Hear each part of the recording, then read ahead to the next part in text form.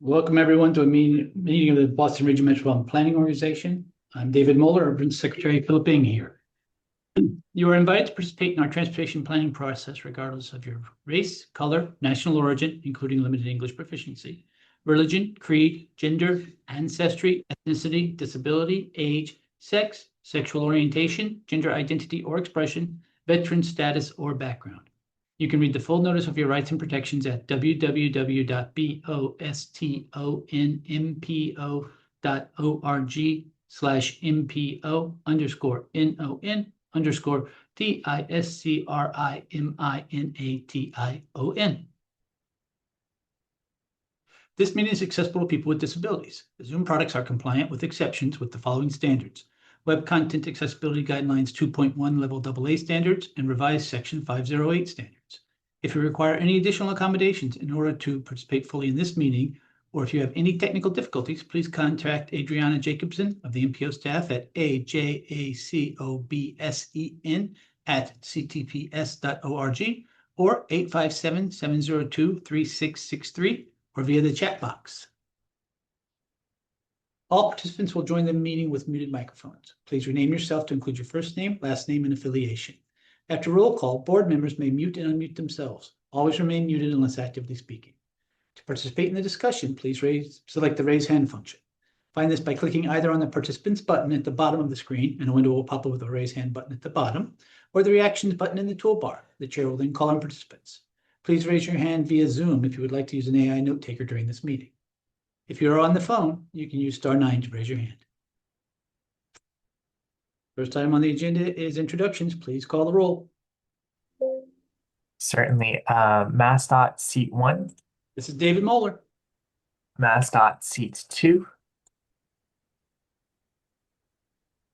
I believe Mike O'Dowd can't make it today. Thank you. MassDOT Highway Division.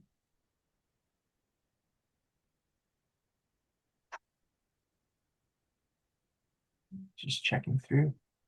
Not as of yet. Next, I will call on the MBTA. Good morning, Sandy Johnson representing the MBTA. Good morning. Next is the Regional Transportation Authority's Metro West Transit Authority. Good morning, this is Tyler Tarasi representing Administrator Jim Nee for the MWRTA. Good morning. Massport. Hello, good morning. This is Sarah Lee representing Massport. Good morning. MAPC. Hello, Eric Barassa with the Metropolitan Area Planning Council. Hello. MBTA Advisory Board.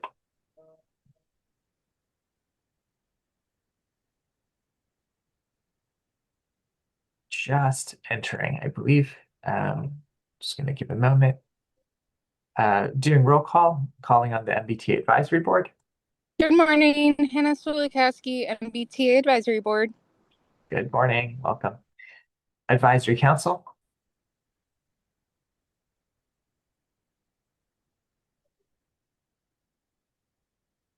Okay. City of Boston, seat 1. Jennifer representing the City of Boston. Welcome. City of Boston, seat 2. Patrick Hoey representing Mayor Michelle Wu in the City of Boston. Welcome. At large City of Everett. Good morning, Jay Monty representing Mayor Van Campen in the City of Everett. Good morning. At large City of Newton. Good morning, David Kozis representing Mayor Mark Laredo and the City of Newton. Good morning. At large Town of Arlington. Good morning, Leonard Diggins representing Select Board Chair John Hurd, Town of Arlington. At large Town of Brookline. Morning, Erin Chute representing Select Board Chair David Perlman for the Town of Brookline. Good morning. Intercore Committee, City of Somerville. Good morning, Tom Bent representing Mayor Jake Wilson in the Intercore. Good morning. Minuteman Advisory Group on Interlocal Coordination, Town of Lexington. Good morning, Megan Roach representing Select Board Chair Jill Hay for the Magic Subregion. Good morning. Metro West Regional Collaborative, City of Framingham. Dennis Giambetti representing Metro West Region and the Mayor of Framingham, Charles Siskey. Thank you. Morning. North Shore Task Force, City of Beverly. Darlene Nguyen, representing Mayor Michael Cahill for the City of Beverly on behalf of the North Shore Task Force. Hello. North Suburban Planning Council, Town of Burlington. Good morning, John Strauss, representing Select Board Chair James Tigges and the North Suburban Planning Council. Good morning. The South Shore Coalition, Town of Hall. Southwest Advisory Planning Committee, Town of Rentham. Three Rivers Interlocal Council, Town of Norwood. Good morning, Tom O'Rourke from the town of Norwood, representing the Trick subregion. Good morning. Just going to look at the chats. Just acknowledging John Romano as well. Welcome. Going down.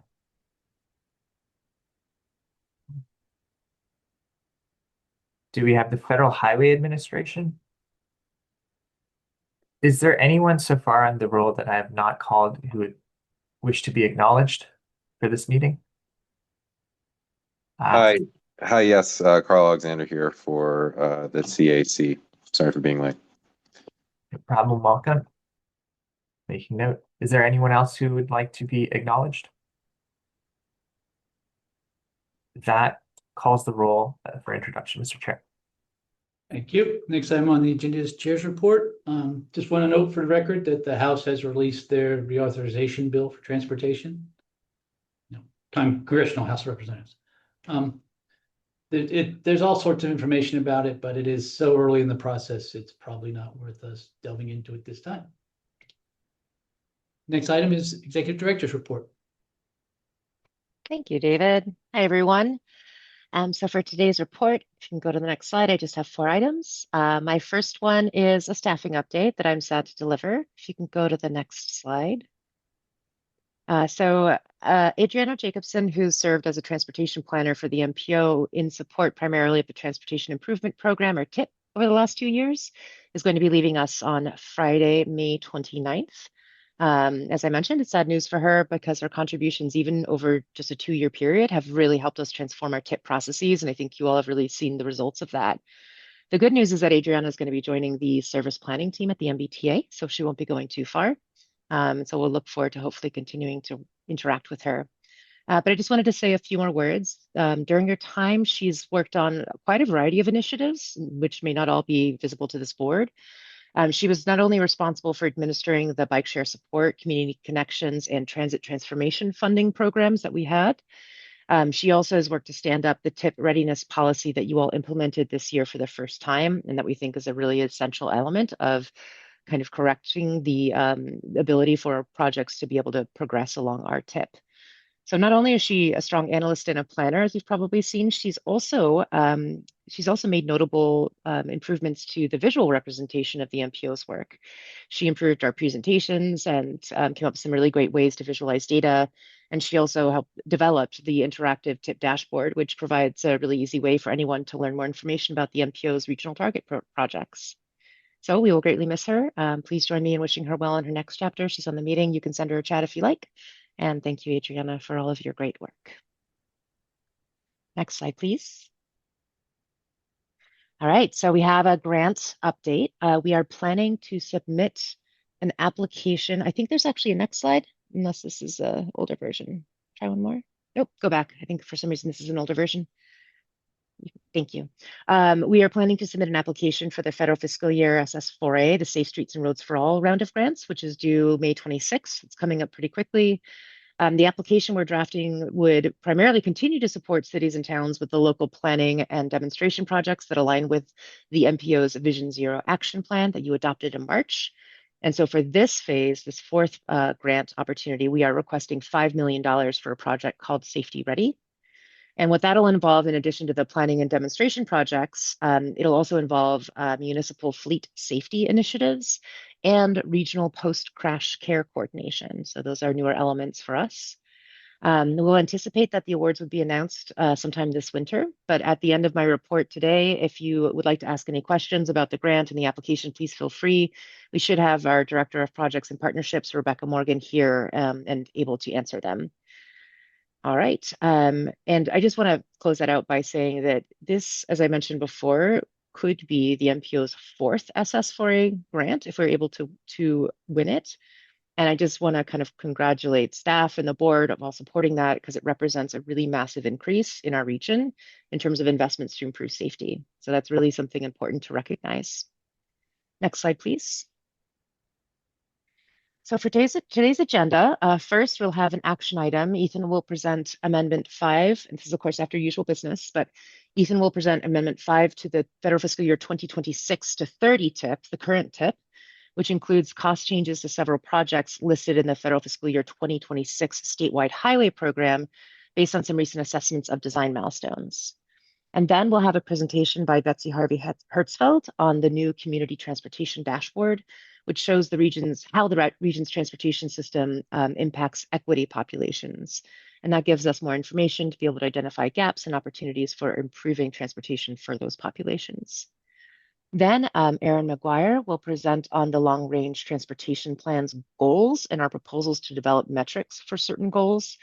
Please note that the way that I announced this at the last MPO meeting was more focused on a general introduction to scenario planning, but we just sort of shifted the focus of today's presentation to those goals to give us more time to discuss those with you. And then we'll turn June 4th to focus more on the scenario planning. And then finally, Priyanka Chatbekar will present our newly developed congestion management process network viewer that shows user volumes on the region's multimodal transportation networks. It can be used to identify high volumes across modes, and that's including freight, and that will help inform how we prioritize congested corridors in the region. Next slide.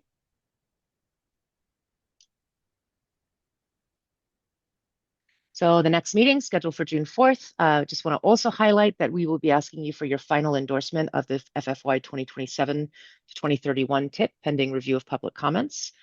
Also, I wanted to mention that since the last MPO meeting, we had a kickoff meeting with the MPO staff, MEPC staff, MassDOT staff, and our federal partners to kick off our federal certification review, which happens every 4-ish years and involves our federal partners really assessing whether or not we are meeting the requirements and intent of the federal process.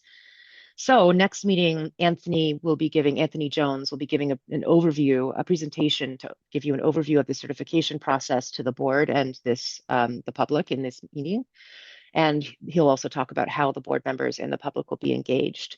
And I just wanted to note, I've been involved in 2 certification processes for the Boston Region MPO so far, first as a board member and then in my role as staff. And I want to say to this board that I really highly value these dialogues and that are sort of created through this review because we are passionate about ensuring that we are not only meeting our federal requirements, but excelling where we can. And we feel like these dialogues really help kind of open up and think about where we can do better and coordinate better together. So I hope that you will engage in that process. And that's all I have. David. Thank you, Tegan. Any questions for Tegan? Seeing none. Next item on the agenda is public comments. Are there any members of the public who would like to comment at this time? If so, please raise your hand. Seeing none. Next item on the agenda is committee chairs reports. Are there any? Brian Kane. Good morning, Mr. Chairman, and thank you for the recognition. Wanted to just note that the A&F committee will meet this time next week, 9 a.m. next Thursday, and we are delighted to be welcoming the Executive Director of MAPC, Lizzie Wyant, as well as Eric Barassa to talk to us about the whole way that these many organizations work together and work together very well. So I am very grateful to Lizzie for agreeing to join us. And if anyone has any interest in seeing how the staff spends its money, this would be a great opportunity for you to join. All the information is on the website on the calendar. And just wanted to also note a note of congratulations to my colleague, Hannah Swidltowski, who won re-election to the Sharon Select Board with 90% of the vote at the election last Tuesday. So congratulations, Hannah. And with that, I will leave it to her to ably represent us. Thank you, David. Thank you, Brian. Are there any other committee chairs reports? Seeing none, next item on the agenda is a Community Advisory Council report.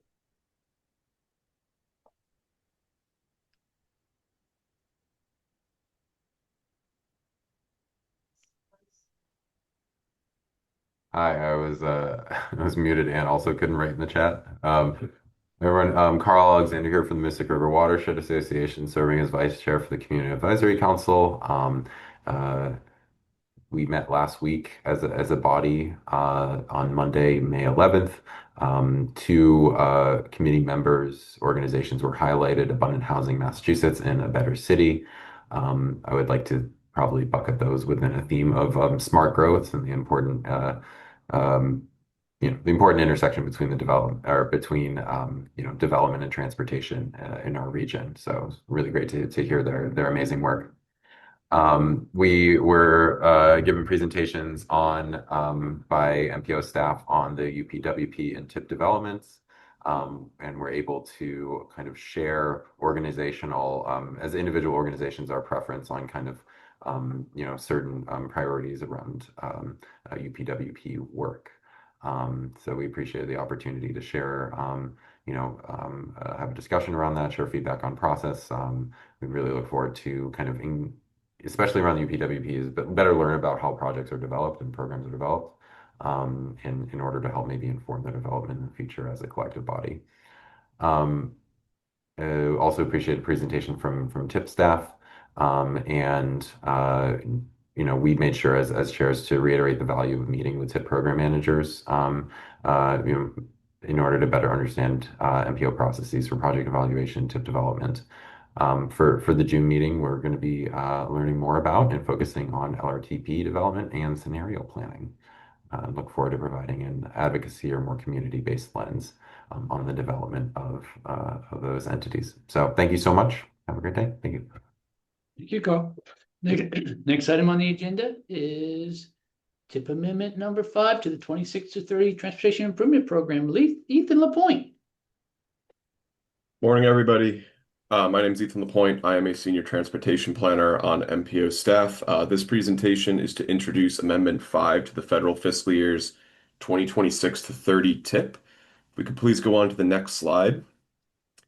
So Amendment 5 includes 3 cost changes to projects within the federal fiscal year 2026 statewide highway program, and also reflects an additional listing of a vulnerable road user crosswalk installation project that is currently included in MassDOT's statewide transportation improvement program into the Boston Region Transportation Improvement Program. If we could go on to the next slide, each of these 4 projects in total are all listed here. The first project is a cost increase for the superstructure replacement of Bowdoin Lane over MBTA tracks in Natick. The cost of this project has increased towards the final design stage based on some modifications that were made to the project's design between the 75% and 100% stage, specifically related to drainage around Massachusetts Watershed Resource Authority, MWRA, assets in the project area, alongside other geotechnical reinforcement that'll be required as a result of that new drainage. There's also been additional concrete budgeted for the project in order to provide further separation from the facilities for people who walk and bike versus the roadway facilities on the corridor.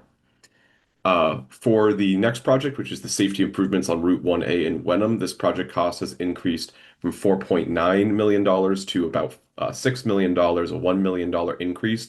This revision is based on the fact that the prior 75% design estimation did not include any contingencies for design or any utility cost estimates there. This new estimate of about $6 million now reflects a final design estimate plus accounting for those contingencies and utilities that were previously unincorporated. The third project is the Medford intersection improvements at Main Street, South Street, and Main Street and Mystic Valley Parkway. This is actually a project cost decrease from $10.3 to $8.1 million. And this is based on the final 100% design comments stage that was obtained back on May 4th. And last but not least is the District 4 vulnerable road user crosswalk installation at state signals at multiple locations. This is one listing of several that MassDOT are advancing as part of a broader statewide initiative to make sort of quick build safety interventions at different locations near bus stops throughout the Commonwealth. This specific line item addresses 2 locations within District 4 for federal fiscal year 2026, these locations being in Woburn and Salem. There are other locations statewide that other MPOs are amending to their tips, and this is an ongoing effort that is, I believe, planned to continue into the 2027-31 tip and also beyond potentially as well. This is a new project for $1.27 million. As mentioned, though, it mirrors an item that is already in the STIP as well. So with that, if we can go on to the next slide, staff are requesting that the board votes to release Amendment 5 for a 21-day public comment period, which will begin tomorrow, May 22nd, and conclude Friday, June 12th at 5 p.m. I'm happy to take any questions here. Thank you, Ethan. Any questions for Ethan? Lynn Diggins. Thank you, Mr. Chair. Thank you, Ethan. A couple questions. First, on that cost decrease, what came out? My understanding is that the scope of work for that project is the same. It's just a revised estimate. So what decreased in price? I may need to defer to MassDOT Highway Division on specific unit costs there, but I am aware that I believe there may have been additional contingencies that were factored into the project at an earlier stage of design that were drawn down as it approached final design, was at least what I heard, I think, a few months ago. Well, that's interesting. It's kind of good when the contingencies are meant to create a buffer. And then if we don't need it, then the cost goes down. It's better, I think, to be surprised on the downside, than the upside. And that gets me to the first project on the list, and this one probably goes to the chair, kind of a follow up on my email. That was a follow up to what I requested, in the previous meeting. I really appreciate the long description of what is going into this, what's changed, but from where are you getting information? Because I just really want to see more details on these and then see how the various descriptions lines kind of map to costs, not only at this current stage, but also at previous stages. So is that a question from Ethan, where he's getting the information from? Yes. Or to you, as a follow-up to my follow-up email. Yeah, I think Ethan is getting Ethan, correct me if I'm wrong. I think Ethan is getting the information from discussions with project managers and or my staff and or highway division staff. I see. So there's no place where these numbers are like in a document that people can look at? There's no publicly available place that these documents are available. I thought, Lynn, I thought my staff had followed up with you, but maybe that's stuck in my inbox. I will follow up directly with you on your question from last week, also 2 weeks ago. Okay, all right. That's my fault. Okay, no problem. We'll continue dialogue there. All right, thank you. That's it. Thank you. Thank you, Lynn. Dennis G. and Betty.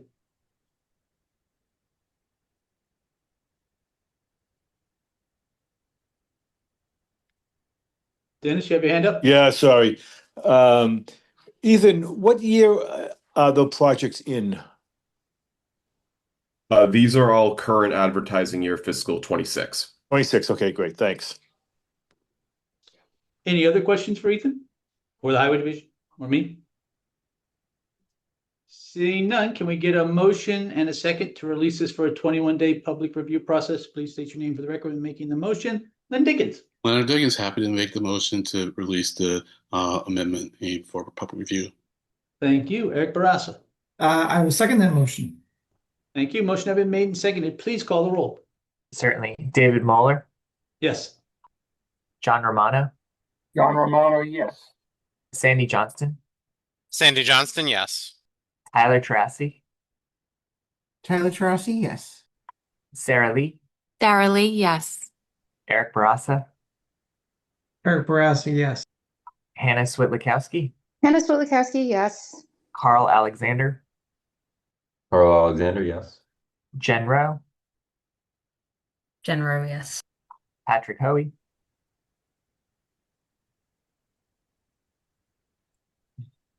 It's possible Pat might have had to step away for a moment. Roger. Thank you. Jay Monty. Jay Monty, yes. David Kozis. David Kozis, yes. Len Diggins. Diggins, yes. Aaron Shute. Aaron Shute, yes. Tom Bent. Tom Bent, yes. Megan Roach. Megan Roach, yes. Dennis Giambetti, Dennis Giambetti, yes. Darlene Nguyen, Darlene Nguyen, yes. John Strauss, John Strauss, yes.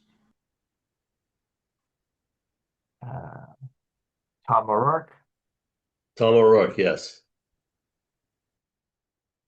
I'm just circling back because of unmuting issues. Patrick Hoey, are you able to come off of mute? Yes, I'm unmuted and I vote yes. Thank you so much. Is there anyone else who would like to be acknowledged for this vote? If not, this motion carries. Back to you, Mr. Chair. Thank you, Dave. Next item on the agenda is a presentation on the Transportation Equity Dashboard by Betsy Harvey Hertzfeld. Whenever you're ready, Betsy. Thank you, Mr. Chair, and good morning, everyone. You see the dashboard referred to as both the Community Transportation Dashboard and Transportation Equity Dashboard. It is so if you see that name, it's referred to the same dashboard so that there's no confusion. But it is officially called the Community Transportation Dashboard that I am presenting on today that we just finished, and the dashboard is meant to explore the impacts of the transportation system on equity populations in the Boston region. Next slide, please. So when we're kind of talking about transportation impacts, what we mean here, then it benefits that transportation can confer on folks and communities, like better travel times and more places that people can reach. And it can also mean burdens, as when people are harmed by transportation, such as when a new roadway leads to congestion or worsening air quality. And so the dashboard looks across a swath of different types of impacts to better understand the transportation system and affects how the transportation system affects people living in different parts of the region. The dashboard, I should say, is live on our website on the Community Transportation Program webpage, if you are interested in looking at that.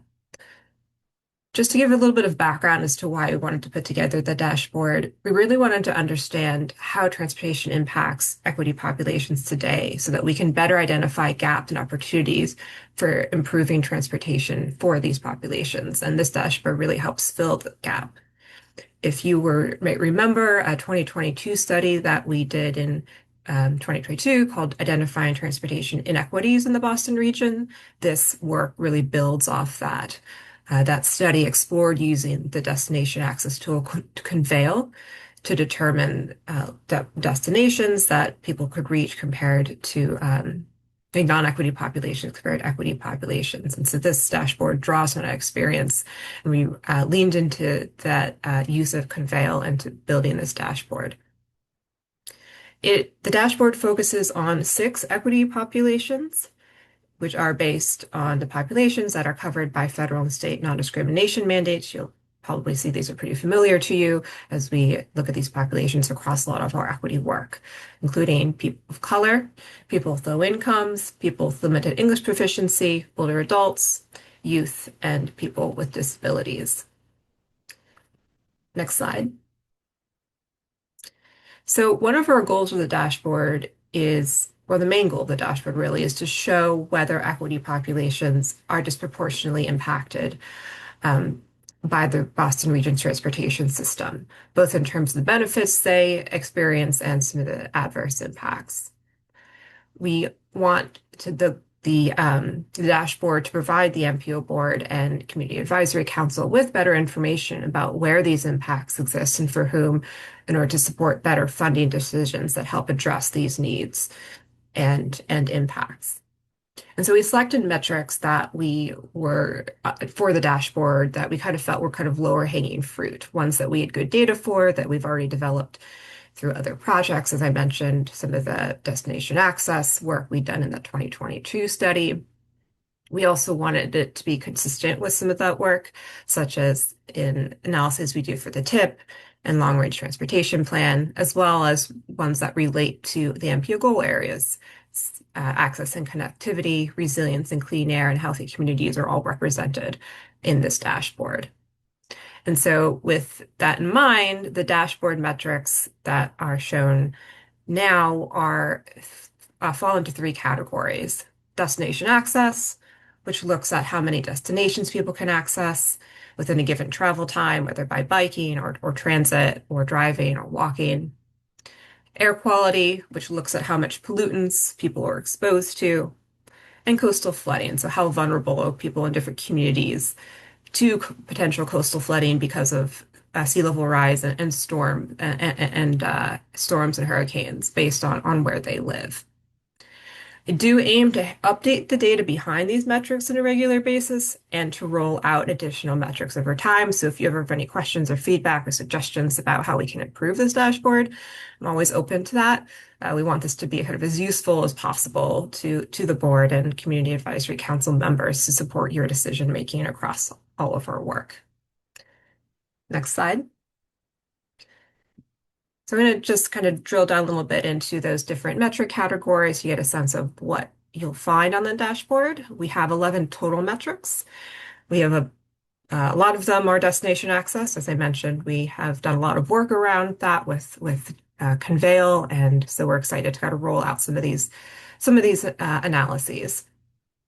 For destination access, we looked at access to essential places, access to various types of healthcare, higher education, jobs, parks and open space, and public swimming.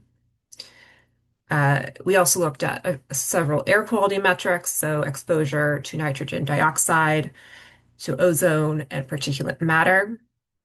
And then also looking at coastal flooding, how vulnerable people are to that based on where they live. Within each metric, we compare the impacts between equity populations and non-equity populations to better understand the disparities between these different groups. The dashboard, you'll see, does not show town level or neighborhood level impacts. We aggregated the impacts to subregions and the MPO region, kind of because we're, of course, a regional agency, and those are kind of the level at which we often work. So just kind of note that when you're looking at the results. Next slide. So I'm just going to go through a few screenshots to give you a sense to help you navigate what's on the dashboard. And then, you obviously feel free to go through the dashboard yourself later and certainly let me know if you have any questions or comments about what you find. So this is an example of one of the destination access metrics. This is access to jobs. And the metric looks at the number of jobs people can reach within a 45-minute drive or 45-minute transit trip. Other destination access metrics also look at kind of the number of destinations people can reach either by transit and driving or by walking and bicycling. So we kind of narrowed it down to two different modes of transportation, depending on what we felt was kind of more relevant for that particular metric. So you can select at the top of the page the population you want to look at and travel mode. Here, this example, I selected people with low incomes getting to jobs within a 45-minute transit trip. And what's cool about the dashboard is it is responsive. And so when you make that selection, the text will change with a description of how equitable the access is for that population that you selected within each of the MPO region and the subregions. The charts update to show the percent difference in access to jobs between low-income and non-low-income populations, so you can see how that varies within different subregions. And then the other chart on the right shows the total number of jobs that people can reach within each subregion. So it kind of gives you different perspectives and different types of information about that particular metric. One thing that's important to understand about destination access is that there are a lot of factors that do contribute to the ability of people to access destinations. It's not just the transportation that exists, it's also land use patterns. It really matters where people live and where the destinations are located. And so when you're looking at the results and maybe they seem a little bit counterintuitive, it's important to think about where people kind of the residential and land use patterns in that particular subregion or region. In some cases, some equity populations will live closer to transit than others and may show then that equity population has better access, even though you might think that might be the inverse are true. So it's a complex interplay between land use and transportation when you're thinking about destination access. Next slide. Each destination access page also includes maps that you can visualize where access is better and where it is worse. These are all shown in grid cells. In fact, all of the results on the map are shown in grid cells. We're not looking at like census tracts or municipalities. So they're kind of abstract in a way, but that's just the way that the outputs are. So again, these maps will update based on the equity population and travel mode you select. And these maps that I'm showing on the screen are the number of jobs with people with low incomes can access within a 45-minute transit trip. The map on the left shows where areas where low-income populations can access more jobs, that's the bluish-green areas, and where they can access fewer, which is the orange. And then the map on the right just shows overall where jobs, where people can, where job access is better in the region, regardless of population. And not surprisingly, the inner core has better access to jobs, the darker purple areas compared by transit, compared to kind of the outer suburbs. Next slide. So moving on to air quality, I'm showing an example of PM 2.5, which the metric looks at the populations that are exposed to the highest levels PM 2.5, which is a pollutant that can harm heart and lung functioning.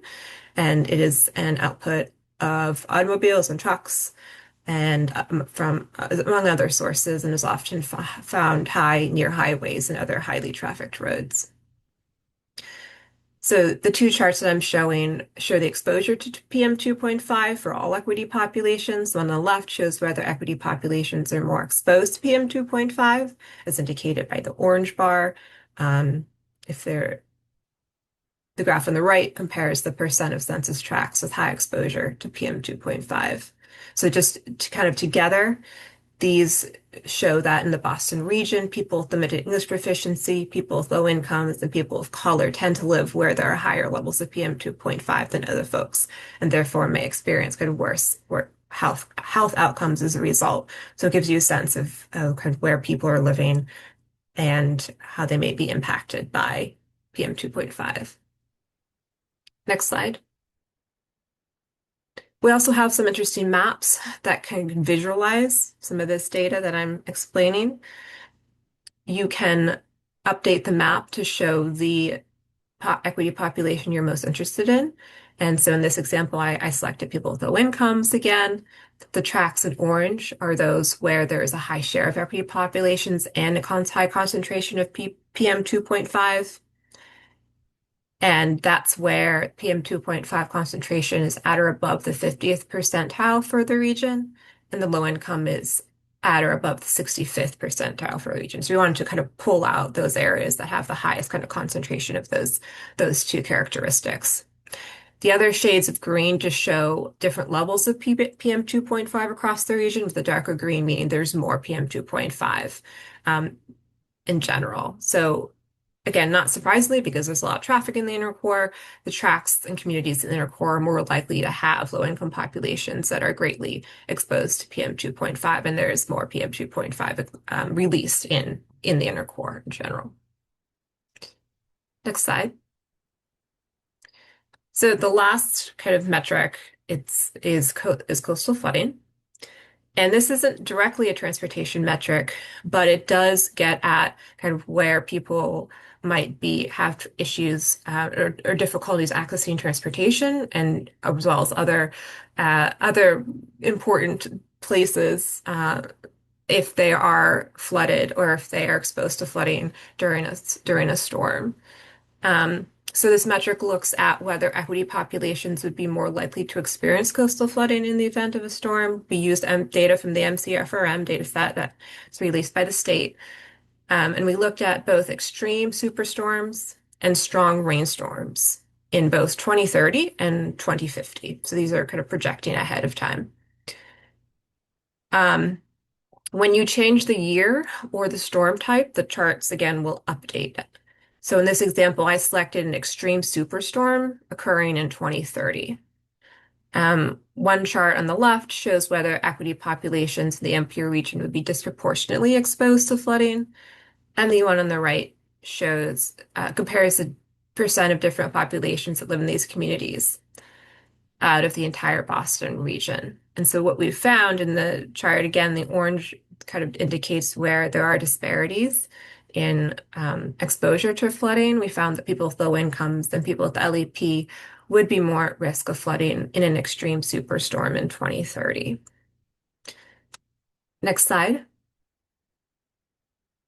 Finally, we also have a map that will update based on the population that you select, much like the PM 2.5 map I showed you earlier. The coastal flooding map shows the census tracts where there's a high risk of coastal flooding. And when you select an equity population, here I selected people with low incomes, the map will highlight in orange those tracts with higher coastal flooding risk and where the equity populations makes up a large share of the population. And when I selected low income population, communities where these populations would have a high flood risk include Revere, Chelsea, Everett, Malden, Boston, and Cambridge. And so again, this is the extreme superstorm scenario in 2030. So that really wraps up my presentation. I'm happy to take any questions, any feedback, any suggestions, any clarifications. Thank you. Thank you, Betsy. Questions for Betsy? Lynn Diggins. Of course, I love this, Betsy. This is great. This is great. Do we have a few questions? So one, I think when you were looking at the access to jobs, did you say that the squares don't equate to census tracts? Correct. They're grid cells. They're grid cells, and so what do they represent? Excellent question. It's how Conveil, which is the tool that we use for destination access, represents kind of does the analysis. So they're approximately, I forget the exact size of the grid cells. I can get back to you on that, but the region is divided up into squares basically, and each square has values associated with it, whether it's demographics or the number of jobs you can access. So it's just a different. I can get back to you with the size of the grid, but it's just a different way. Yeah. I mean, because I'm not quite sure where to take the question. So let me think about it some more. Because we'll follow up. So I noticed like on the PMT, you had a nice overlay that was kind of built in that showed me like the highways, or at least major thoroughfares. And so one request I'll have, because as you mentioned, when we look at the data, there are other things, lots of things that go into determining what the differences are. So it would be nice to add some overlays to it, and I'm sure you have a sense of which overlays would be helpful. And yeah, as you roll it out and do more, you can do more. That would be a request for me. Another just little kind of minor thing is I don't know what the timeout is on the dashboard, but for me it's a little low, so sometimes I'll see something and I'll go to research something and then it's like it's timed out, and I'll like have to start all over again. So if possible to extend it a little bit, that would be good. And then finally, on the ratios, so on the percentages, and so my sense, because we're dealing with binary categories, it's okay, to do a ratio from the equity population, the non-equity population, and it seems like the ratio is always being the non-equity population. No, the equity population to non-equity population. I had to do a little calculation on myself to make sure it's the case. But I'm wondering why you do it that way as opposed to comparing each population to the population at large. Because in the case of the swap region for the access to jobs, if you look at the ratio you have is 80%, but if you compare each population to the general population, it gets to 70%, which is still good, but it is a 10% difference. So why that way? If we were compared to the total population, it would be double counting. The equity population would be included in the total population. Would be the same for the non-equity population too, right? They'd both be double counted in the overall. Yeah, and I think what we're trying to understand is really the difference between the equity and the non-equity population. That's kind of the comparison that we're most interested in. Gotcha. If there's more information, another way, and that's kind of the way we've done our disparate impact work as well. That's part of that legacy and being consistent. If there's other ways of looking at the data, I'm happy to look at that as well and see what we can do. Right. And the only reason I bring that up is because, like I said in the beginning, it's like it is binary. But if we were to add a third category, then I think which ratios you do would become a different issue, and then you end up with this complexity where you'd have many ratios, and I think at that point it would make more sense to compare to the population at large. So that's the only reason I bring it up. That's it. Thank you. Thanks. Excellent. Jen Rowe. Thank you, Mr. Chair. I have a question also related to the destination access and as well as a comment. So I was wondering if we could actually go back to that slide.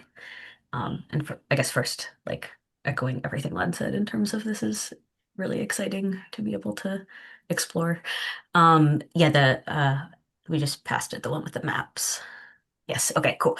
I was just curious, so the map on the left with the grids. So if there's a grid cell that is the largest percent difference, is that meaning that there's that percent difference in that on average in that for folks living in that cell between the equity population living in that cell and the non-equity population? Am I interpreting that correctly? Yep. Okay. Interesting. Okay. Yeah, I was sort of surprised because it would seem that folks living that closely together, would have a pretty similar destination access. And so yeah, I think I'm just having to think a little bit more about kind of what that means. This data you said loads data? Yes, jobs is. Yep. Interesting. Okay, cool. Thanks for clarifying that. And then I think just one comment, because you'd asked kind of what would you like to see next. I think I mentioned something along these lines before, but I think for me, having some way to measure the differences in exposure to high speed driving and crashes, I think would be an important metric to capture. Thank you. Thank you. Eric Barassa. Thank you. So I was actually going to say the same thing about that Jen just did, adding safety. Have you guys thought about that? And do we think we have enough data to do this kind of regional comparison? Safety is definitely on my radar. We would want to be consistent with our safety straw work, of course. And I imagine we would have that data. That's something that I can work with Ali and other folks on who've been more involved with the safety straw to make sure that see what data we have, what might make sense to represent here. But I definitely agree that's something that I imagined would probably be kind of something we could do soon or next. But this is great, and I just want to say thank you for presenting. We've used this also in our work in the past to reference this data, so really, really appreciate it. Thank you, Betsy. Any other questions? Seeing none. Thank you, Betsy. Next item on the agenda is the introduction to long-range transportation plan goals and metrics. Aaron McGuire. Whenever you're ready. Thank you. Hello, everyone. My name is Erin McGuire. I'm a transportation planner on staff to the Boston Region MPO. I'm helping to develop our next long-range plan, abbreviated as LRTP, which is expected to be endorsed in the summer of 2028. To help support this presentation, we've posted a handout on the meeting calendar that has the vision, goals, and objectives that were included in our current long-range plan, Destination 2050. I also just sent them over in the chat if you want to click those links. Next slide. Today, my goal is to reintroduce you all to the MPO's vision, goals, and objectives, which represent the region's aspirations for the multimodal transportation system looking out to 2050, and to also get input from you as to which goals and objectives you might be interested in MPO staff exploring performance measures for. Our current plan, Destination 2050, was endorsed using an extensive public engagement process that led to the reorganization of some goal areas. And while developing our next long-range plan, we will revisit the content of these aspirations. For this long-range plan, staff recommend maintaining the vision, goals, and objectives framework that was developed for Destination 2050 to ensure some consistency between our planning and also to honor some feedback that we have received previously. Today, we are going to briefly review the content of the current vision, goals, and objectives before talking about how they can be used in implementation throughout the MPO.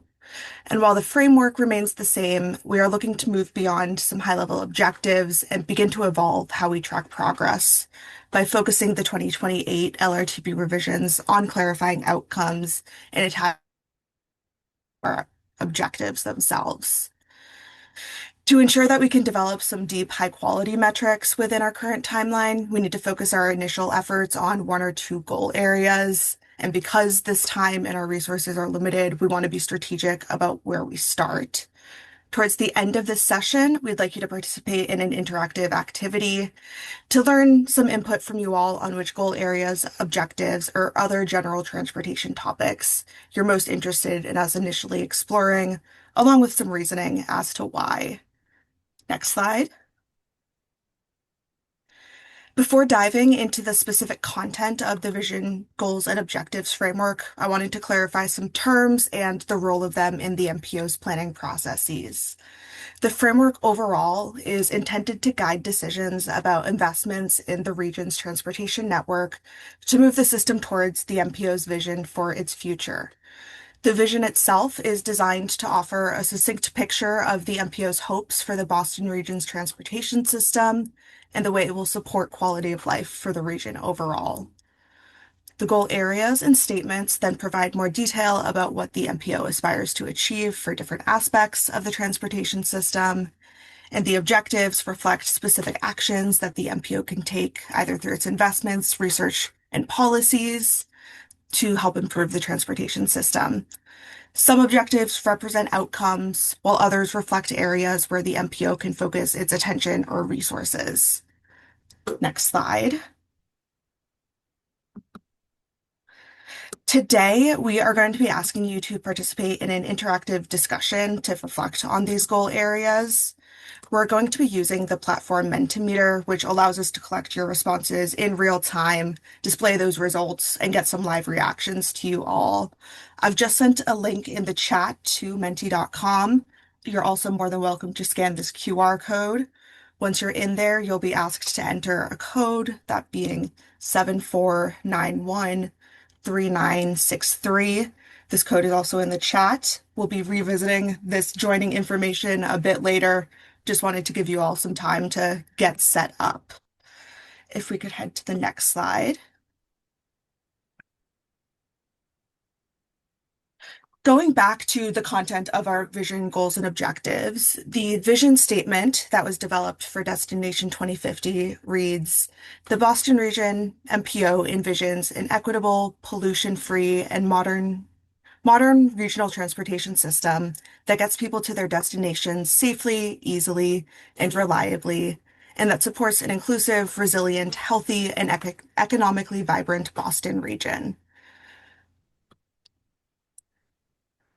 From this statement, we get 6 goal areas, those being access and connectivity, clean air and healthy communities, equity, mobility and reliability, resiliency, and safety, which each have between 3 and 6 unique objectives.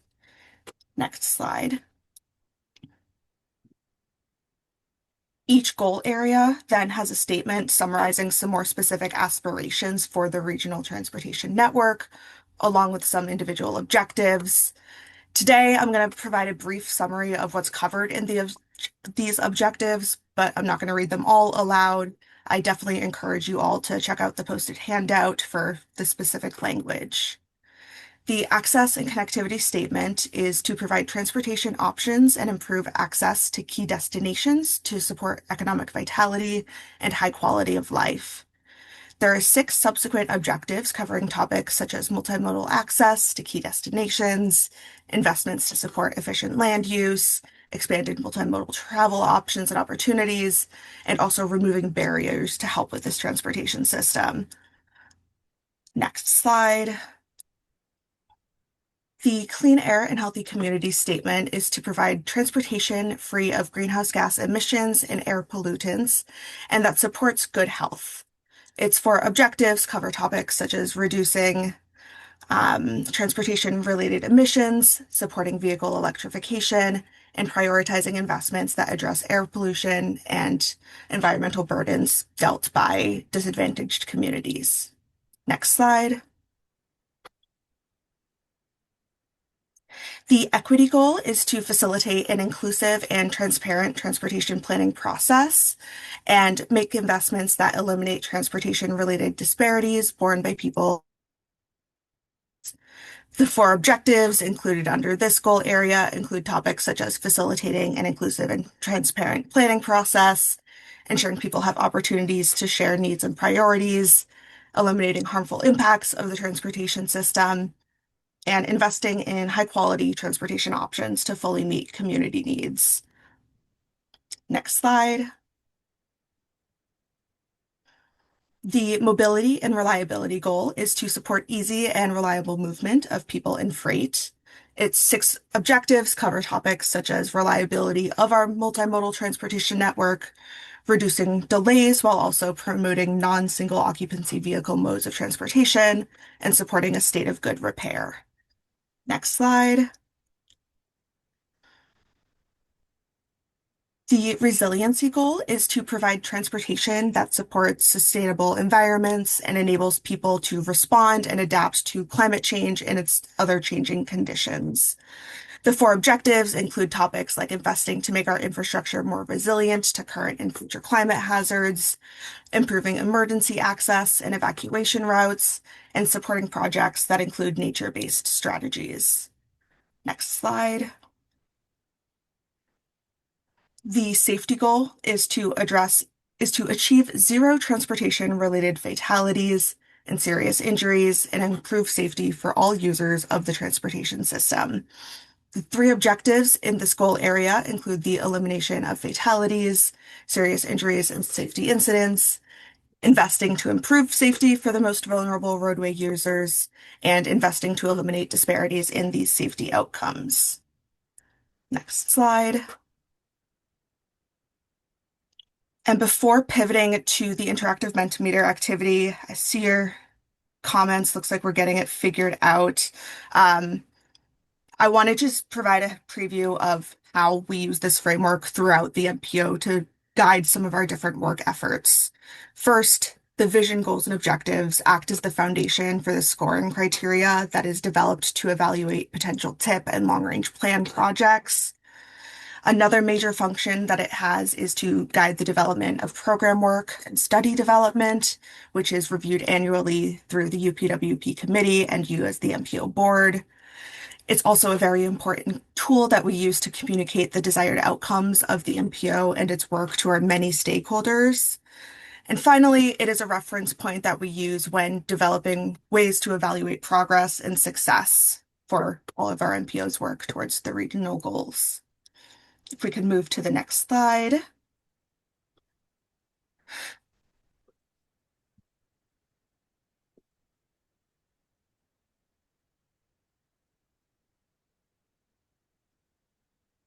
Apologies. Um,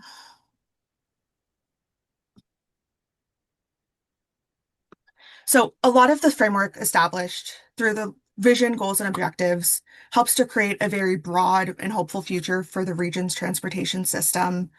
During this current long-range plan cycle, we're going to be focusing many of our deliberations on the topic of how we as an MPO can make progress towards the goals and objectives that are identified in our long-range plan. And to help narrow down our initial scan of implementation strategies and performance measures that are associated with our goals, we wanted to get some input from you guys as the board members and attendees of the board meeting on specific goals, objectives, or other just general topics that you might be interested in us exploring initially. Finally, that does lead us to the Mentimeter activity. If we could go on to the next slide.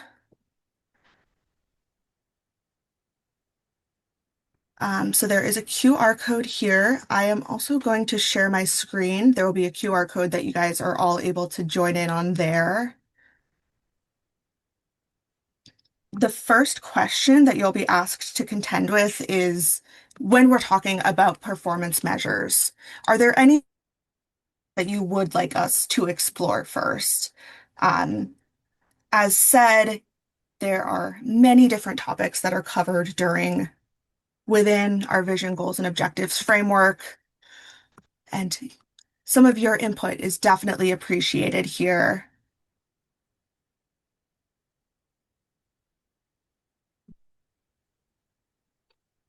Right here, we have some of the responses that have come in already.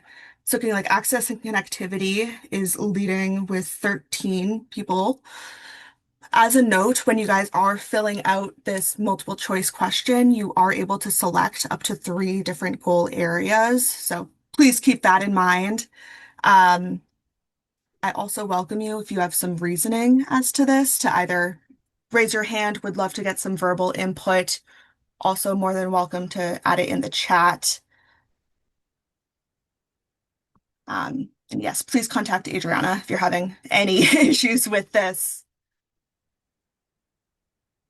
Len, please. Yeah, so I'm surprised that the 3 that I picked are the 3 highest ones. I just want to speak to the equity one. I didn't choose it, because I feel, as I think I said in the CMP meeting, we are integrating equity, into everything, and so because I know that we're doing that, I feel confident, that we are going to continue to do it, whatever we call it, it was I didn't rank it as a top 3, and that's often the issue with me. And I understand we have to rank things, but then when we rank them, the ones that are below whatever threshold, sometimes people interpret that as like, well, you don't care about that. It's like, no, I had to pick the top 3, and but it's just right up there with everything else. So that's it. Thank you. Thank you, Len. I definitely agree with you there. Carl, please. Yeah, no, the second what Len said, and thank you so much for a great presentation. I I want to kind of just call out kind of from an environmental advocacy lens, the the trade-off between looking at, okay, do I prioritize in this clean air and healthy communities or resiliency, right? And looking at kind of long-term community impacts on kind of the outcomes of pollution on our environment versus near-term impacts. And so I think that was an interesting, kind of thought exercise. Like, what do we prioritize? From an equity lens, we need to have that resiliency focus, and we do that very much so through our climate programming at Myra. But we often say, what about the people who are living day to day next to these burdensome infrastructure? And that kind of really does take precedent and priority in a lot of things. But and so yeah, just wanted to call out that juxtaposition.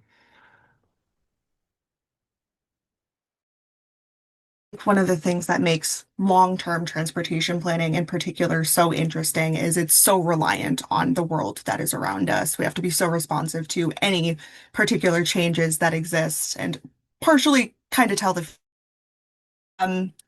I am going to move on from this slide unless anyone has any final comments that they would like to share. Our more open-ended question. It is relatively similar to what we had previously talked about, but just more generally, are there any specific objectives, general topics that you would be interested in us as MPO staff placing a particular emphasis on as we are exploring this? Even similar to what Len said about keeping other topics in mind as we are evaluating, that would also be a very, very interesting piece of feedback to get from you all. And then you should also have the ability to interact with these responses once they come in. So if anyone says something that you're really interested in, feel free to upvote it. Jen, please. Yeah, just curious. So is this question specifically still in reference to performance or about LRTP general? Okay, performance. Cool. I would say still in performance, but if there's something on the top of your mind about the long range plan in general, it will definitely be also incorporated into all of that development. Cool.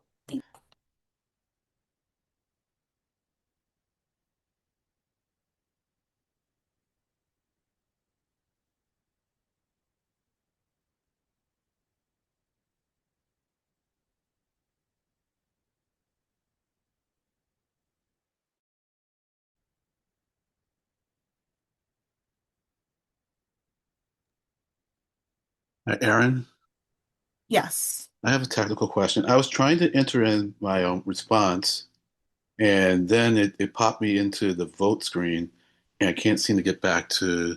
I'm on my phone. I'm using it on the phone. I can't seem to get back to the screen that allows me to enter in my comment. I'm having the same issue on the computer as well. Yeah, me too. Okay, let me see what I can do here. I'm going to briefly stop sharing my.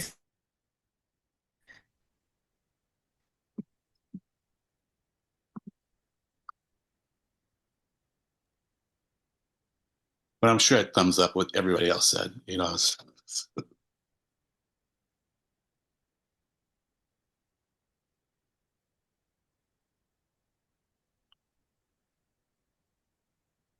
Looks like we're having some tech difficulties actually displaying those responses. They are coming in.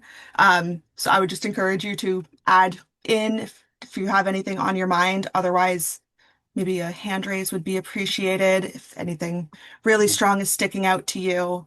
Well, I guess what I'm saying is I can't even enter the statement, so it's not a matter. I mean, You can't even enter it. I Okay. can't enter it. I mean, and I can't really see other statements. And hey, look, I'm glad we're trying this. In a full board meeting. And things are going to happen. We'll figure it out. If not for this time, then for next time.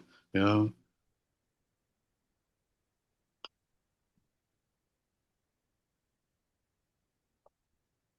Okay, now I have the screen where I can enter. Okay, and then I lost it. And, Yeah, okay. Let's call this one Okay. set. Thank Okay. you guys for Sure. this. Adriana, if you wouldn't mind putting up the slides one more time. I have just one final slide.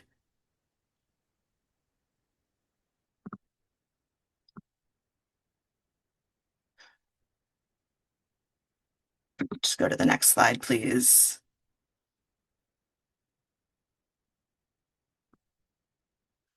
So I just wanted to provide some highlights as to what you guys can expect from us for some next steps. First, thank you for your input. We'll figure out a way to get some input on those objectives topics after this. In the future, MPO staff are going to return to you all with some recommendations for the initial goal areas and focus on, taking into account a lot of the input from this discussion today. At this meeting, we are also going to present to you a set of proposed criteria to help evaluate these potential performance measures. This would include considerations such as how often a data source is updated, how granular its topics can be, its connection to existing and planned MPO work, connection to our TIP and LRT scoring criteria, in addition to any other topics that may be of interest.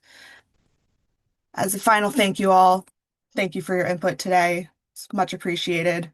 And thank you, Mr. Chair. Back to you. Okay, thank you, Aaron. David Mueller has left for the day, so I'm taking over as chair, Eric Barassa with MAPC.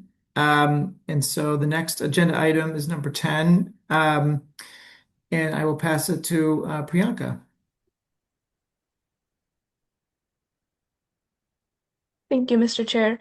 And hello, everyone. My name is Priyanka Chapekar. I'm the program manager for the Congestion Management Process Program, or CMP, at the MPO. And today I'll be presenting and also briefly demonstrating the CMP Network Viewer, an interactive dashboard that MPO staff have recently completed. And this CMP Network Viewer will soon be active on the MPO website and can be used to identify locations of high traffic counts across the region. And it can also be used to identify locations of high biking and pedestrian activity, as well as check ridership on multiple types of MBTA services, along with other fixed routes operated by other regional transit authorities. And because of this multimodal nature, this tool overall will be helpful to visualize connections and gaps between modes and then eventually to develop mode shift initiatives. Next slide, please. So a quick introduction of what the CMP network is. So this is a transportation network that is defined by user volume data and will be used to monitor, evaluate, and identify strategies to reduce traffic congestion. And usually this consists of only roadways, but as our Boston region is served by multiple transportation networks, the CMP network is also multimodal. And the network will serve three main purposes. So the first will be to identify high traffic volume roadways, to establish congestion performance metrics, then to identify user volumes on other modes besides roadways, to inform relevant performance metrics for mode shift. And the third part, which is most relevant to the CMP's current stage, is that the network will be used as a basis to identify regional priority congested corridors together with travel time delay data. Next slide, please. And all of these goals of the CMP network are translated into the CMP Network Viewer, which is an interactive tool to visualize user volumes, as mentioned earlier, on multiple modes of transportation in the region. And this will support identification of congested corridors and intersections by viewing or by displaying user volumes on different modes, also visualizing delay patterns on the region's roadways, and will ultimately form the basis for a new performance measures dashboard that will integrate this user volume data with more congestion metrics and congestion data. Next slide. So the CMP network viewer is divided into multiple components, which are mostly different kinds of transportation networks or modes. So it includes roadways, freight corridors. There are also a few travel time reliability metrics in the viewer, along with ridership on the MBTA bus routes, MBTA rapid transit, commuter rail, as well as bicycle and pedestrian activity in the region. Next slide. So now I will briefly take over the screen share and start and demonstrate the CMP network viewer.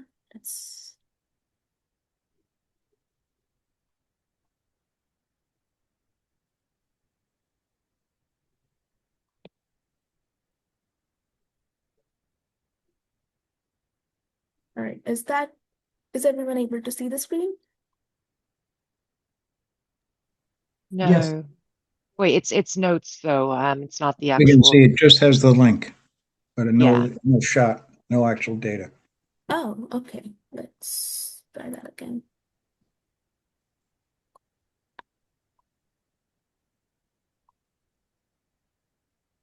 Is that any good?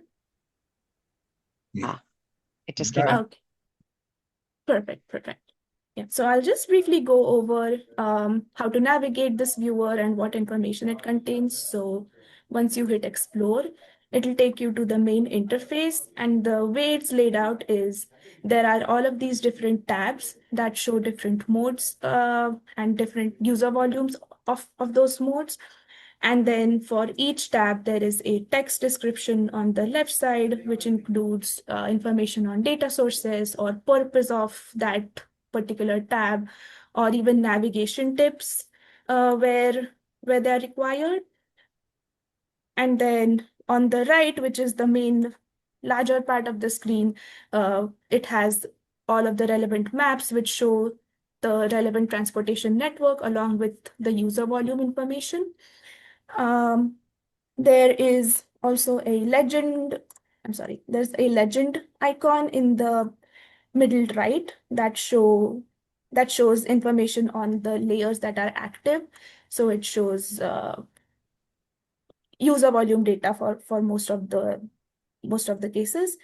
There is also a layer icon here that includes that viewers can turn on or off to look at different kinds of modes or different types of layers and different types of visualization data.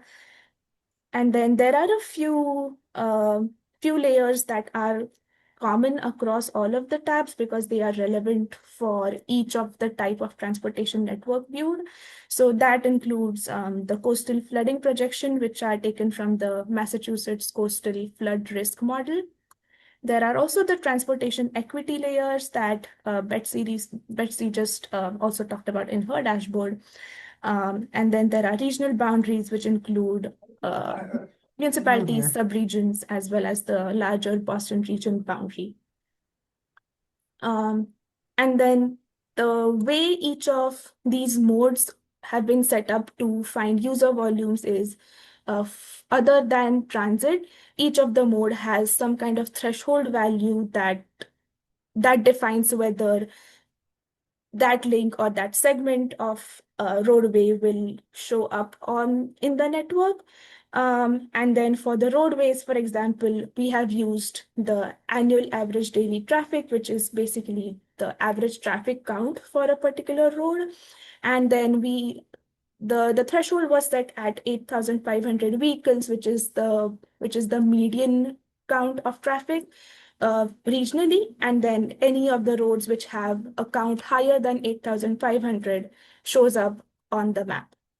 And then we have also used two different data sources for this, mostly because they use slightly different types of data collection methods and tell a slightly different story. So one of the data sources is the Massachusetts Department of Transportation traffic inventory data, which is currently the layer that's on. And then there's also high volume roadways sourced from Replica, which is a private data provider that also collects similar type of data, only using a slightly different method of data collection. And we thought it was important to have both of these data sources used and listed separately because they offer slightly different insights into the way traffic moves in our region. Then we have the freight tab as well. So here there is also a threshold of 300 vehicle count for freight vehicles in the region, which is the average value. And then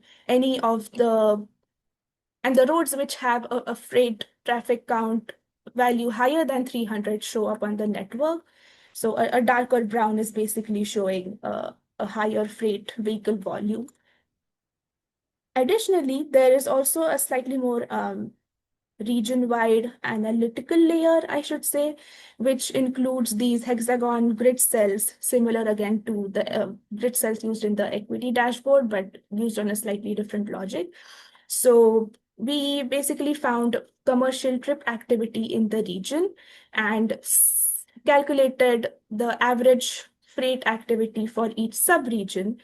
And wherever the freight activity is higher than the sub-regional average, it shows up as pockets of high freight activity all across the Boston region.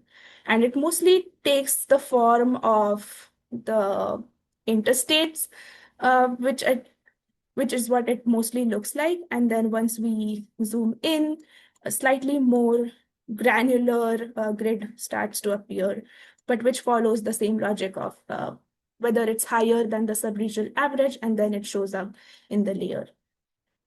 There is also a national highway freight network layer in here, which is a data set defined by the Federal Highway Administration.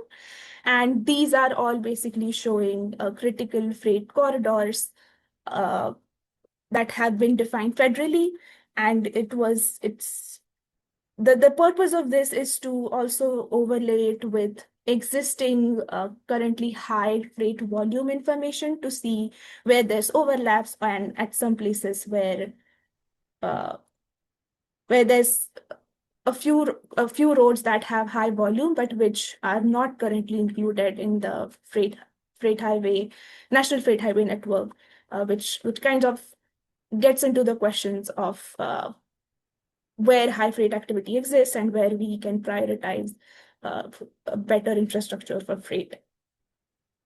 There are also these reliability metrics which talk about travel time reliability on all kinds of vehicles on roadways, as well as one metric that talks about freight travel time reliability. And it takes a while to load. But again, there's descriptions on what the data sources have been used are, as well as a few navigation tips.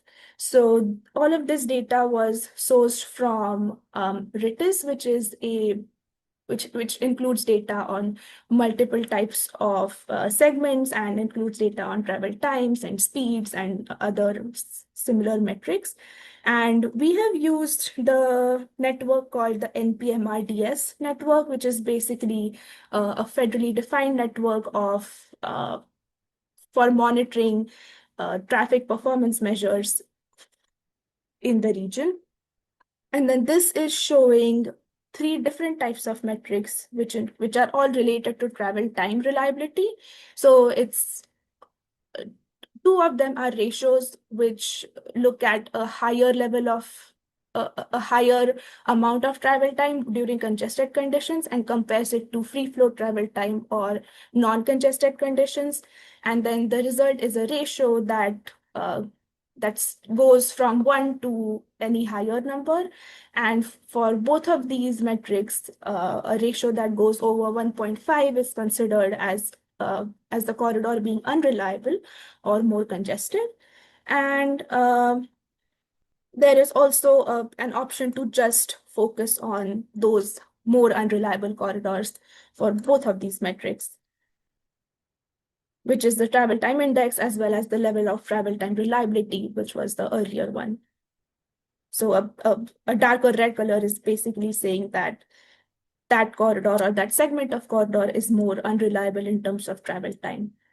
And there is also a 95th percentile travel time, which is like the highest amount of travel time required in a typical year to travel along that segment. And because this is an absolute measure, it's not a ratio, it just gives you direct value of how many minutes it took to traverse 1 mile of that segment.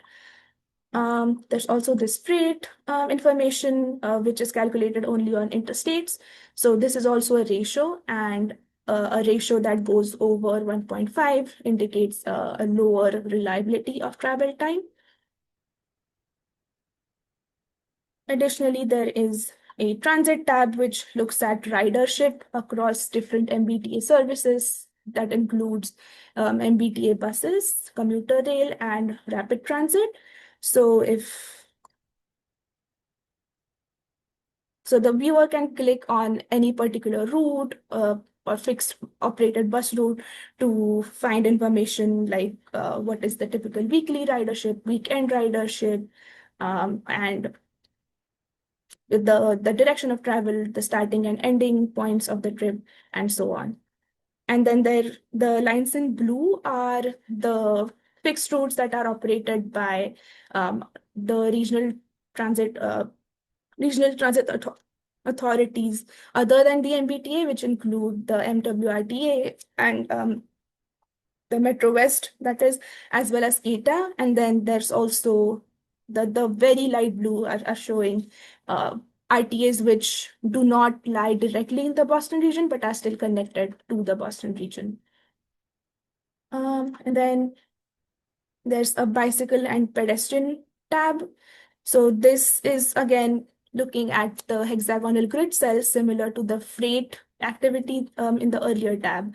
And for this as well, we used biking activity from Replica and basically found the average for each sub-region for biking activity in each sub-region.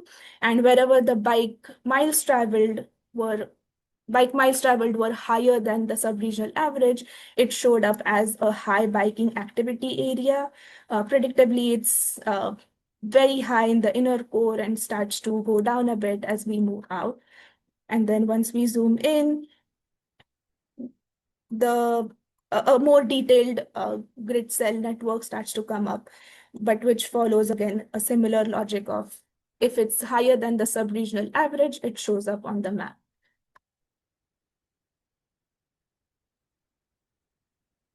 There's also a bike inventory layer, which basically visualizes existing high quality bike infrastructure in the region, which is not showing up currently. But I'll look into that, but that information should also be available. And then there's the pedestrian network or the pedestrian activity, I'm sorry, which follows a very similar logic to the biking, where we found sub-regional average pedestrian counts, or I'm sorry, pedestrian miles traveled for each sub-region, and anything that falls above that sub-regional average shows up as a high pedestrian activity zone.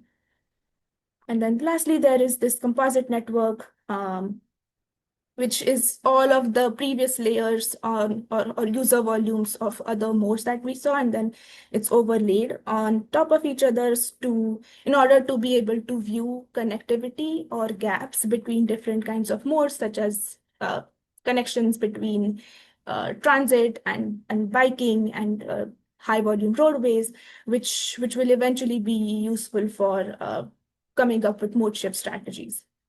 And yeah, that was the demonstration. I'll complete the slides that I had, and then I'll happy to respond to any questions or suggestions. Thank you. Any questions for Priyanka? Yeah, Steve Olenoff. Yeah, if you go back to one of those charts or whatever, I mean, I was questioning about how you choose your scaling because it just varies all over the place. And the other ones we had too, the other presentation we had, go back to one that has some actual data on it. The hexagons? Yeah, for instance, look, bike miles traveled. So you have 10 to 40, that's a difference of 30. Then you have 40 to 90, that's a difference of 50. 90 to 240, that's a difference of 150. You know, it varies. So how you choose those ranges there determines what the graph is going to look like. So how did you choose that scaling that you're using?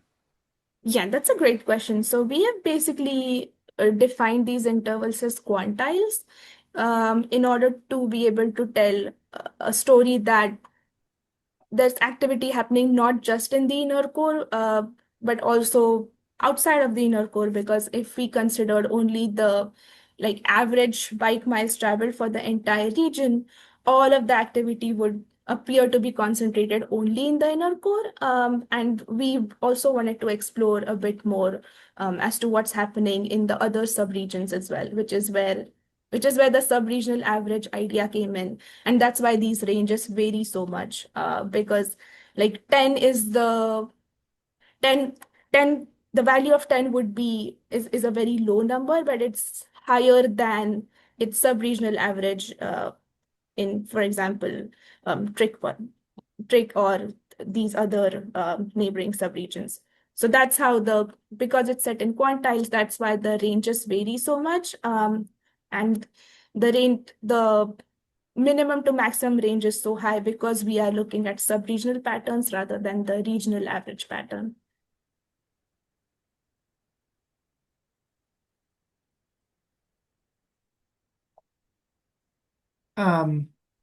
Sandy Johnson. Yeah, thank you. Priyanka, this is really interesting, and I have a lot of very nitty-gritty details that I'll email you about later. One Yes. question about the composite network view, which I think is really interesting, is would it be possible to kind of present all of the different modes on the same scale so that you get a sense of like the volume comparison, how many people is, say, the orange line moving versus a freeway or a parallel arterial? Because I think that would be really, really interesting to look at. Yeah, that's a really interesting insight. I would have to definitely look into it more because right now it's looking at the vehicle count on roads versus people count on transit.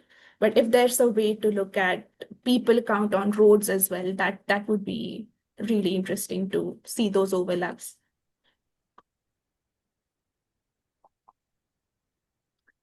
John Strauss. Thanks, Eric. Yeah, I just had a fast question on the bike maps. Are the statistics that you got, are they self-reported, or are you flying drones over these routes to catch the people?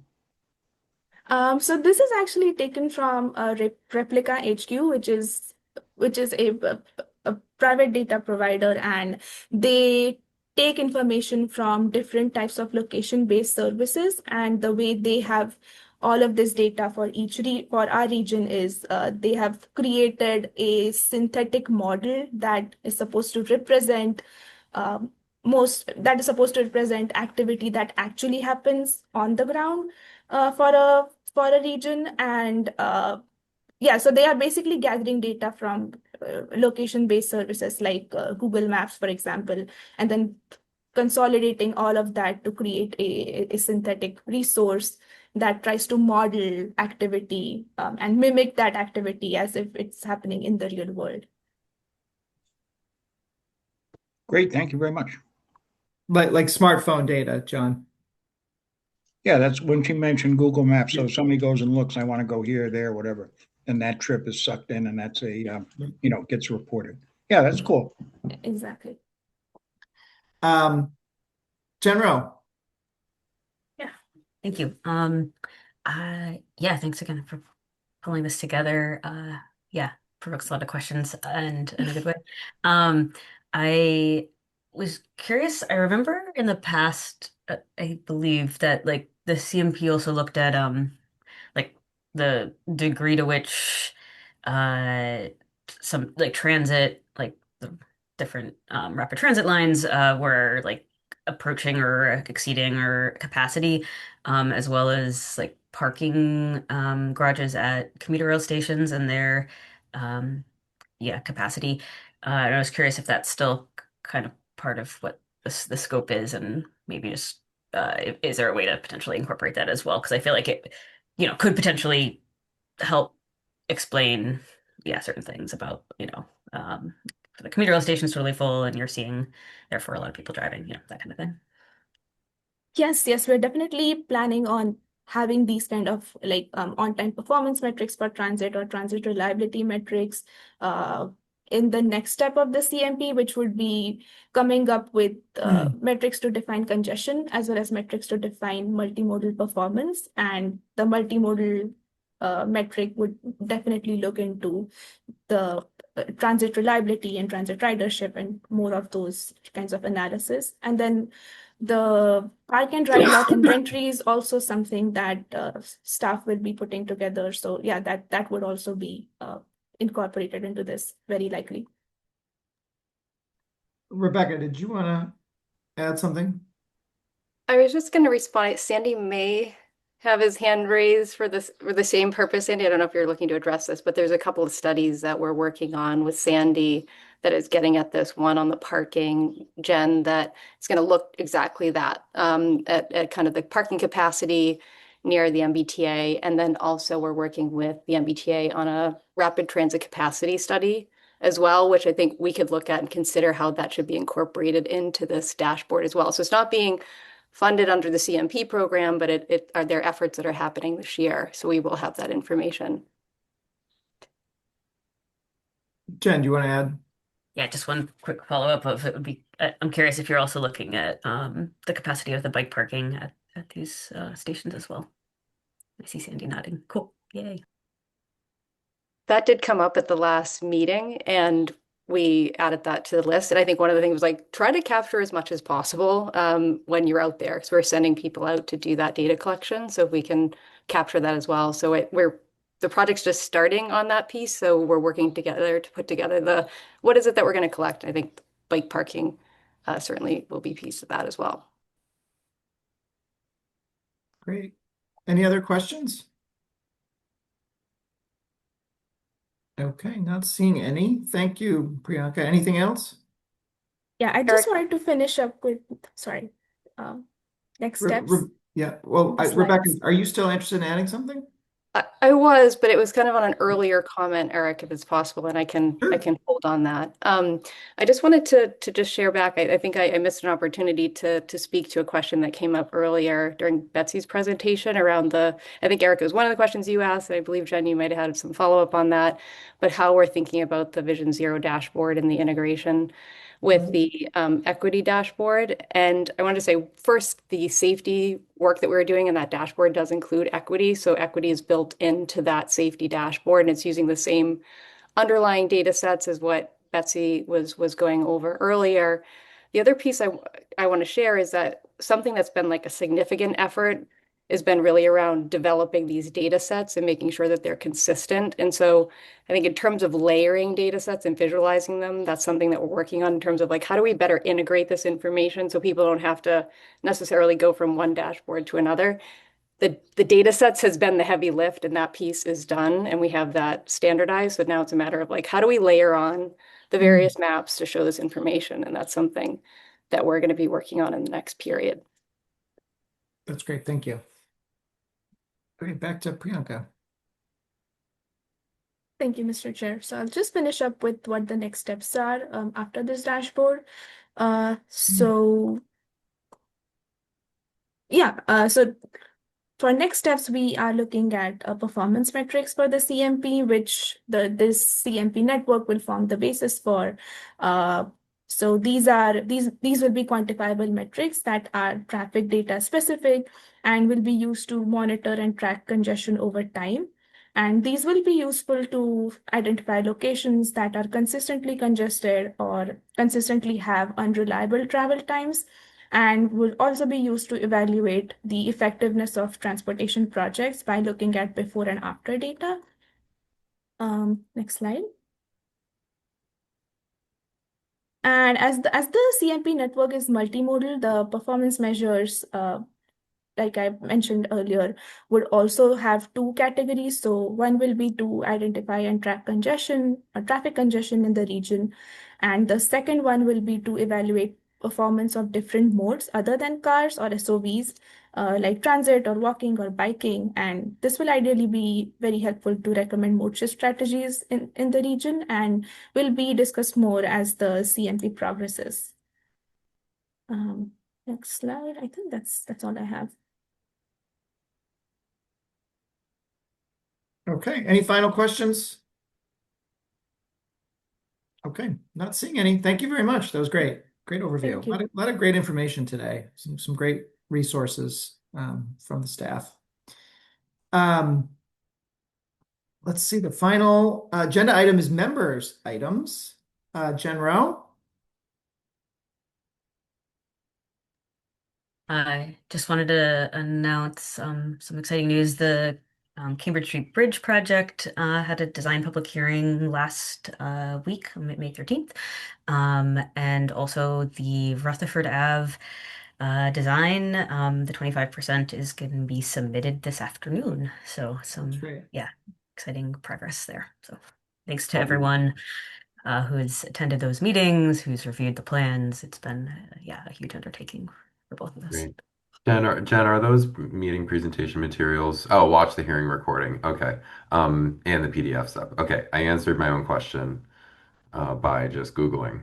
So I'll drop a link in the chat for anyone else who's interested in learning more about the Cambridge Street project. Thank you. Yeah, no problem. Great. And Sandy? Thank you. Yeah, just really quickly, I understand it's been a rough couple of weeks in the office physical space for staff. And I really wanted to just send my appreciation. You guys have been communicative and proactive and have not missed a beat, at least from my perspective, while dealing with office space issues. And really thank you for that. And I'm just always amazed by the work you do.